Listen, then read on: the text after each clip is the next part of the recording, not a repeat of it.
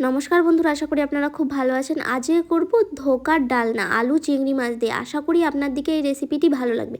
বাড়িতে খুব সহজভাবেই আপনারা খেসারির ডাল দিয়েও কিন্তু এই ধোকার রেসিপি বাড়িতেই বানিয়ে খেতে পারবেন। প্রথমে আমি খেসারির ডাল গরম জলে 1 ঘন্টার জন্য ভিজে রেখে দিয়েছিলাম।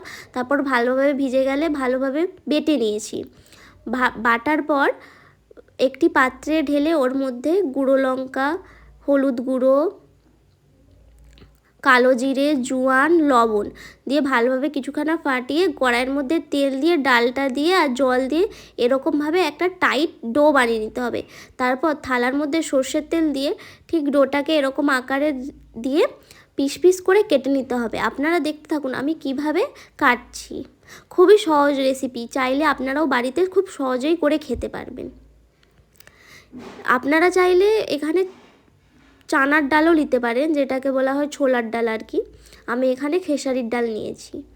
তারপর কড়াইয়ের মধ্যে তেল দিয়ে একে একে খুব ভালোভাবে ভেজে নিতে হবে। ভাজার পর ওই তেলের মধ্যে আলুগুলোও ঢাকা দিয়ে লাল লাল করে ভেজে নিতে হবে। ভাজা হয়ে গেলে একটি আলাদা পাত্রে তুলে রেখে দেব।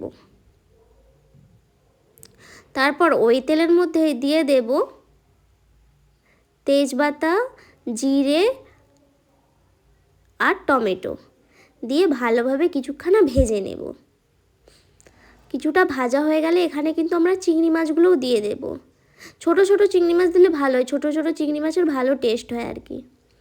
তারপর এখানে যে মশলাটা দিচ্ছি এর মধ্যে কিছু না শুধুই দেওয়া ছিল জিরে, আদা, হলুদের গুঁড়ো, লঙ্কা গুঁড়ো দিয়ে কিছুটা জল দিয়ে একটা পেস্ট বানিয়ে নেব। তারপর ওই পেস্টটা ওর মধ্যে ঢেলে দেব। তারপর ভালোভাবে কিছুক্ষণ কষিয়ে নেব। কষানোর পর দিয়ে দেব আলুগুলো, তারপর দিয়ে দেবো লবণ, দিয়ে ভালোভাবে আরও কিছুক্ষণ কষিয়ে নেব। কিন্তু অনেকখানা কষাতে হবে, তবেই কিন্তু ভালো টেস্টটা আসবে। ঠিক এরকমভাবে কষানো হয়ে গেলে এখানে আমরা দিয়ে দেব জল। জলটা দিয়ে ভালোভাবে এদিক সেদিক নেড়ে নেব। যতটা পরিমাণ জল রাখবে ততটাই দিতে হবে। তারপর আলুগুলো ভালোভাবে সেদ্ধ হয়ে গেলে ধোকাটা দিয়ে কিছুক্ষণ ফুটে গেলেই নামিয়ে নিতে হবে। বেশিক্ষণ ফোটালে কিন্তু ধোকাটা ভেঙে যেতে পারে।